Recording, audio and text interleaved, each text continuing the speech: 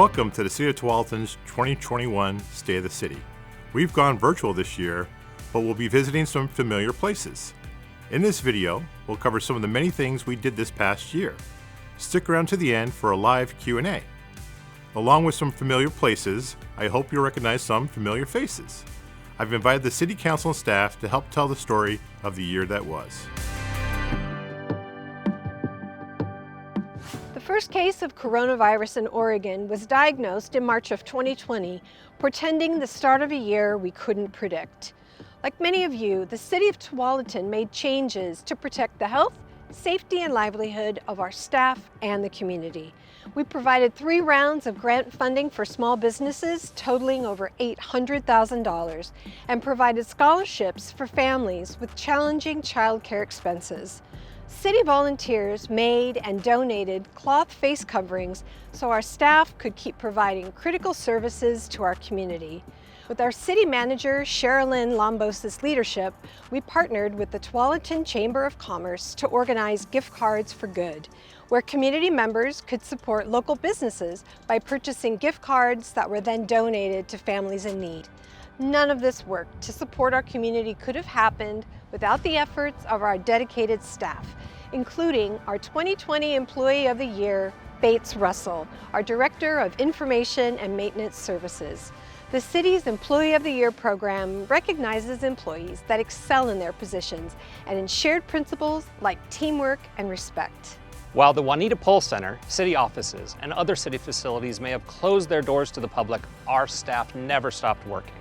We quickly transitioned a portion of our staff to fully remote work, setting them up with the equipment necessary to support video calls, online applications, and other services.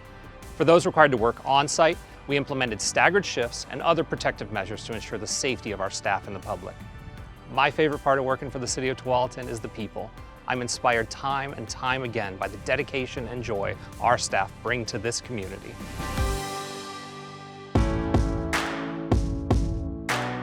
While we miss gathering around the hearth for music and getting our wiggles out during story time in the community room, this year challenged us to try new things and be creative. So we did. One only needs to take a look at our YouTube channel to see the many ways in which our library and parks department innovated this year. The ever popular exercise programs at the Juanita Poll Center were no longer possible, so our team started leading fitness, yoga, and Tai Chi classes online with over 2,000 participants. Many of our enrichment programs at the Juanita Poll Center have also continued in a virtual format, including trivia, social hours, and various informational health classes. You can even book an appointment with staff for one-on-one instruction on Zoom. The library also expanded our virtual programming, with our pre-recorded videos gaining over 3,000 views a month. Programs previously available in the library can now be enjoyed from home, including videos of read-aloud stories, trivia, craft projects, science experiments, and more. Patrons can also join online for live book discussions, game nights, and musical performances. Even our trusty library volunteers stayed active this past year. Many tween readers logged hours reading to family members and pets, and our craft prep crew kept many programs running by assembling supply kits for pickup at the library. It's clear we're also a community of readers, with over 9,500 physical items being checked out through our curbside pickup each month. We look forward to building our virtual programming collection and can't wait to welcome people back to our library and the Juanita Poll Center soon. Esperamos añadir a nuestra colección de programación virtual y pronto estaremos dando la bienvenida a todos a nuestra biblioteca y al centro de Juanita Poll.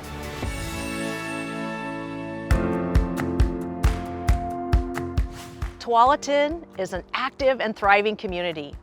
One of the things we're known for is our premier events, including the West Coast Giant Pumpkin Regatta, Movies on the Common, and Viva Tualatin. This wasn't the first time the West Coast Giant Pumpkin Regatta was canceled, but we still missed our signature event. Luckily, our Parks and Recreation Department marked the occasion with a commemorative poster, coloring books, and the Terminator Way Off. Our staff didn't slow down, and the pumpkins didn't either. The winning pumpkin came in at 2,047 pounds. Through Washington County's Community Psyche Grant, we were able to offer a brand new slate of physically distant events this year, including the very popular Holiday Lights Parade. Over 90 community vehicles and public works trucks traveled along 3 different parade routes, decked out in lights and holiday gear through the month of December. We also made changes to our Veterans Recognition event. Instead of gathering at the Juanita Pole Center for breakfast, veterans were recognized in a video tribute and with decorative lawn signs. Volunteers provide a lot of heart and service to this organization, and this year was no different. Our Put Down Roots in Tualatin volunteer opportunities continued, with 227 volunteers spending almost 1,000 hours planting trees and other plants throughout town. Tualatin Moving Forward is the city's $20 million transportation bond program approved by voters in 2018. In 5 years, we plan to construct over 35 projects throughout town. 2020 was a big year for construction, with 10 more bond-funded projects completed throughout the city, including this one on Nasomo Lane near the Marquee Community Center. This project was nominated by the community through a neighborhood traffic safety program and improved safety for people crossing Nasomo Lane between the Marquee Community Center and other residences. The project included a new high-visibility crosswalk and accessible curb ramps to improve ADA accessibility for residents and visitors. With this project and others, we work closely with community stakeholders to scope the project and stay in touch about construction. One of the bond program's signature projects is the Garden Corner Curves Corridor, which includes Southwest 105th Avenue, Southwest Blake Street, and Southwest 108th Avenue. Garden Corner Curves is a narrow, skinny road, which had room for cars, but did not have a safe place for bicycles or pedestrians. The finished project will include a shared use path to provide much better access for bikes and for people walking, and will be much safer for people driving cars. Construction started this past fall and will continue through the coming summer. We plan to be finished with construction before the end of the year. Transportation projects are fun. Transportation projects with community-created art are even better. The Tualatin Art Advisory Committee selected 13 pieces of art to install on new sidewalks. Several are already installed, including Mastodon by David Damian James and The Happy Deer by Timothy McCarthy at Garden Corner Curves. One of the goals of this program is to serve the entire community. As you can see from our map of projects, we are very near to accomplishing that goal. Visit our webpage for more information on the bond program, read our 3rd annual report, and send us your feedback on projects happening in your area.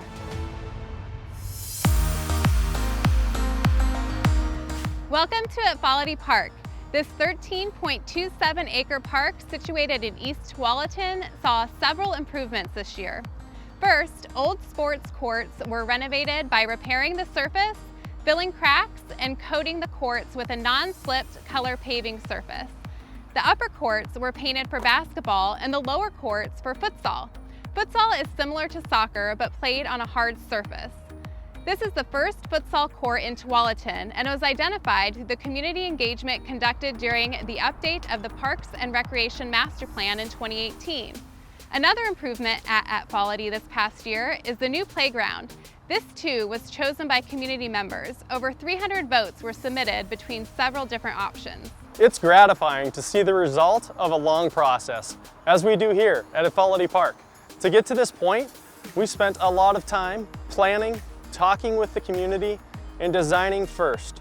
For example, this past year, we launched Reimagina El Parque, or Reimagine Stone Ridge Park. This small park, located on Southwest 68th Avenue off Sagert Street, was ready for a refresh. So we launched a process to engage community members on redesigning the space. Through that work, we learned what park amenities were important and landed on a design that will serve the needs of the community. Also completed this past year was the conceptual design for a Veterans Memorial in Tualatin. A stakeholder advisory committee and public engagement process determined themes, concepts, objectives, and selected the Tualatin Commons as the eventual location for this memorial. Our Parks and Recreation Department work hand in hand with our Parks Advisory Committee, or TPark, to set priorities and engage our community. Our parks and trails are one of our most loved community assets, and it's not hard to see why.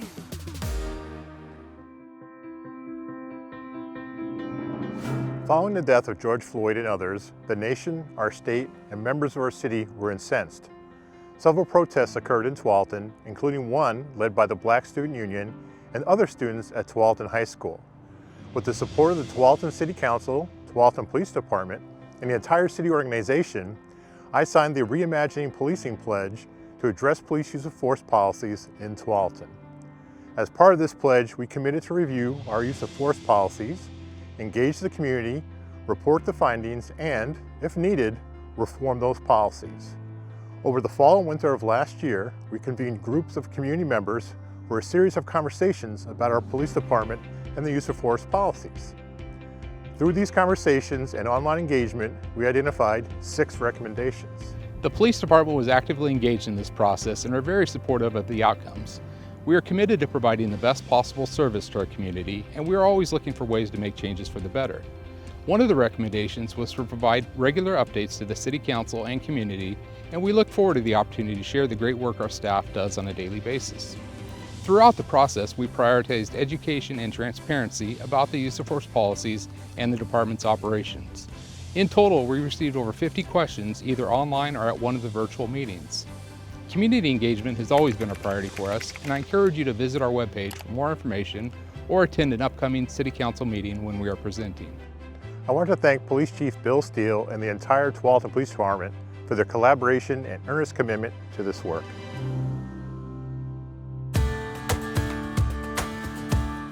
One of the City Council's priorities for this past year was to keep a focus on our vision for the future. We do this by planning. This past year, staff made progress on the objectives set forth in Tualatin 2040. Some of these objectives include making updates to the Comprehensive Plan and Development Code, which both guide how development can occur in the city. This includes updating the sections that relate to housing so they align with the strategies set forth in the Housing Needs Analysis to encourage a diversity of housing types in Tualatin. This is a multi-year project, so there's more to come from Tualatin 2040. The city also began work this past year to draft a Climate Action Plan. This is a plan that discusses climate change and outlines specific actions we will undertake to reduce emissions and climate change impacts. Developing this plan is an important step towards addressing our vision to be an environmentally active, responsible, and resilient community. The work continues in 2021, and we hope you'll consider engaging in the project. We also continue to partner with Portland and our regional partners to secure our long-term water supply from the Bull Run watershed, which is one of the most pristine water sources in Oregon. Another area where we see the future meeting the present is in the Basalt Creek. This past year, the City Council approved annexation of about 65 acres of residential land on the east side of Boone's Ferry Road near Horizon Community Church. There are several developments pending that would bring a mix of townhomes, single-family homes, and affordable housing. This will help mitigate the housing crisis. As you've heard, it was a busy year in Tualatin. We look forward to getting to know the new normal, wherever that may be. For your safety and others, please continue to wear your mask, wash your hands, and stay physically distanced. I also encourage you to get a vaccination. Thank you for joining our 2021 State of the City address.